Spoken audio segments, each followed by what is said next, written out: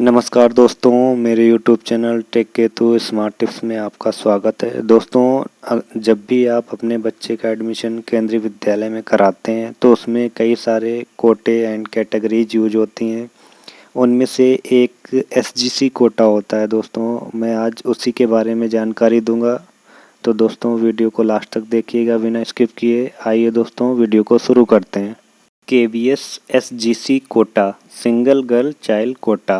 दोस्तों, इसमें सबसे पहले मैं कवर करूंगा SGC कोटा क्या है, उसके बाद SGC कोटा के लिए कौन कौन अप्लाई कर सकता है, उसके बाद SGC कोटा में फ़ीस कितनी लगती है, उसके बाद में SGC कोटा के लिए कितनी उम्र होनी चाहिए, उसके बाद में SGC कोटा में कितनी सीट होती हैं, उसके बाद में दोस्तों केंद्रीय विद्यालय में SGC कोटा से एडमिशन कैसे होता है, SGC कोटा सर्टिफिकेट कहाँ से बनेगा, इसके बाद में SGC कोटा में कौन अप्लाई नहीं कर सकता है, इसके बाद में दोस्तों आवश्यक डॉक्यूमेंट फॉर SGC कोटा। दोस्तों, सबसे पहले हम जानेंगे SGC कोटा क्या है। SGC सिंगल गर्ल चाइल्ड, ऐसे पेरेंट्स जिनके पास एक ही बच्चा है, वह पेरेंट्स अपने बच्चे का एडमिशन SGC कोटा द्वारा कराने के लिए एलिजिबल हैं। SGC कोटा के लिए कौन कौन अप्लाई कर सकता है? यदि आपके पास एक बच्चा है और वह लड़की है, तब आप SGC कोटा का लाभ उठाते हुए उसका एडमिशन करा सकते हैं। यदि एक लड़की है जो कि SGC कोटा में आती है और उसकी मम्मी को बेबी होने वाला है, तब भी वह लड़की SGC कोटा में आएगी। यदि आपके पास जुड़वां लड़कियां हैं, यानी कि 2 लड़की हैं और वह भी एक जैसे दिखती हैं, तब आप SGC कोटा का लाभ ले सकते हैं। SGC कोटा में फ़ीस कितनी लगती है? SGC कोटा से एडमिशन लेने के बाद उस लड़की को ना के बराबर फ़ीस देनी होती है। एक तरीके से फ्री में वह पढ़ती है। दोस्तों, कक्षा 6 से 12 तक के लिए एक भी रुपया नहीं देना होता है। SGC कोटा के लिए कितनी उम्र होनी चाहिए? दोस्तों, SGC कोटा से क्लास 1 में एडमिशन लेने के लिए आपकी लड़की की उम्र कम से कम 6 साल होनी चाहिए और ज़्यादा से ज़्यादा 8 साल होनी चाहिए। दोस्तों, इससे आगे की क्लास में क्या एज लिमिट है, उसके लिए मैंने एक अलग से वीडियो बना रखी है। मैं उसका लिंक डिस्क्रिप्शन में दे दूँगा, आप वहाँ से उसको देख सकते हैं। SGC कोटा में एज रिलैक्सेशन नहीं मिलता है। जिस तरीके से जनरल कैटेगरी में एज को माना जाता है, उसी कैटेगरी की एज मानी जाती है। एज का रिलैक्सेशन सिर्फ स्पेशल कैटेगरी वाले बच्चों के लिए दिया जाता है। जो बच्चे हैंडीकैप हैं वो एक स्पेशल कैटेगरी में आते हैं, सिर्फ उन्हीं के लिए एज का रिलैक्सेशन दिया जाता है। दोस्तों, अब हम जानेंगे SGC कोटा में कितनी सीट होती हैं। फॉर क्लास 1 टू क्लास 5, हर स्कूल के अंदर एक ही क्लास के लिए कुछ सेक्शंस बने होते हैं। जैसे कि क्लास 1 में बहुत सारे विद्यार्थी पढ़ते हैं, जैसे ही उनकी संख्या ज़्यादा हो जाती है तब एक नया सेक्शन बना दिया जाता है। जैसे ही वह सेक्शन भी भर जाता है तब उसी क्लास का एक और सेक्शन बना दिया जाता है। इस तरीके से कई सेक्शन बन जाते हैं दोस्तों एक ही क्लास के लिए। एक ही क्लास के और उन हर सेक्शंस के अंदर 2-2 सीटें SGC कोटा के लिए रिजर्व होती हैं। दोस्तों, मान लीजिए दोस्तों, यदि आपके पास जुड़वां लड़कियां हैं, तब उन लड़कियों को एक ही लड़की माना जाएगा, और यदि उस क्लास में 2 सीट हैं तब एक ही सीट भरी जाएगी, लेकिन पढ़ेंगी दोनों ही लड़कियां। इस प्रकार से बची हुई एक सीट एक अन्य लड़की को दे दी जाएगी जो SGC कोटा में आती है। कुल मिलाकर 2 सीट पर 3 लड़कियों का एडमिशन हो जाएगा।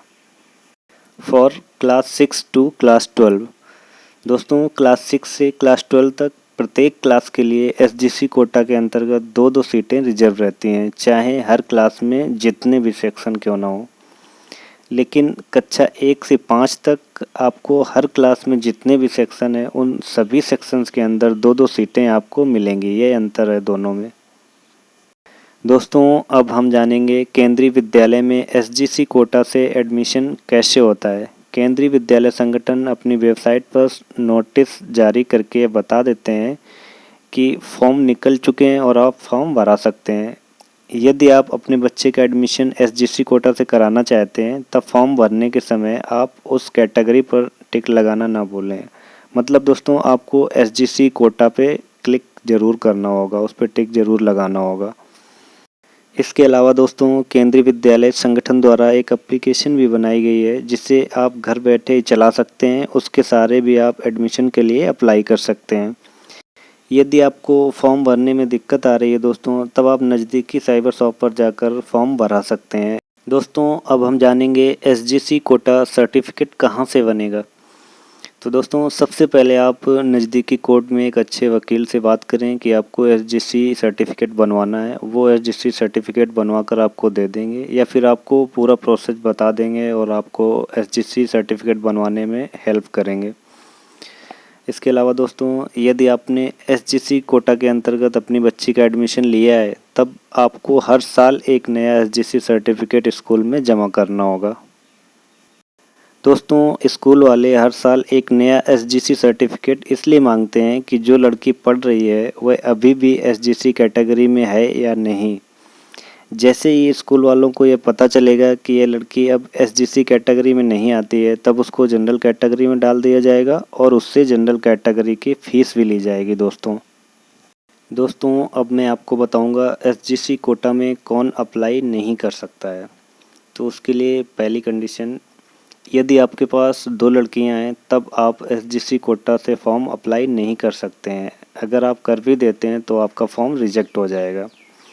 दूसरी कंडीशन, यदि आपके पास एक लड़का है और एक लड़की है और दोनों ही जुड़वां हैं यानी कि एक जैसे दिखते हैं, तब भी आप SGC कोटा का लाभ नहीं ले सकते हैं। अगली कंडीशन है दोस्तों, यदि आपके पास एक लड़की है और एक लड़का है तब भी आप SGC कोटा का लाभ नहीं ले सकते हैं। अगली कंडीशन है दोस्तों, यदि आपके पास एक लड़का है तब भी आप SGC कोटा का फ़ायदा नहीं ले सकते हैं, क्योंकि यह कोटा सिर्फ एक लड़की के लिए है, लड़के के लिए नहीं। दोस्तों अब हम जानेंगे आवश्यक डॉक्यूमेंट्स क्या हैं SGC कोटा से एडमिशन लेने के लिए। तो पहला डॉक्यूमेंट्स है दोस्तों बर्थ सर्टिफिकेट ऑफ चाइल्ड, उसके बाद में आधार कार्ड ऑफ चाइल्ड, उसके बाद आधार कार्ड ऑफ पेरेंट्स, उसके बाद में caste certificate for SC ST and OBC। दोस्तों अगला डॉक्यूमेंट्स है एड्रेस प्रूफ ऑफ चाइल्ड, उसके बाद में EWS और BPL certificate if you belongs to EWS और BPL। इसके बाद में दोस्तों लास्ट डॉक्यूमेंट है एफिडेविट ऑफ SGC।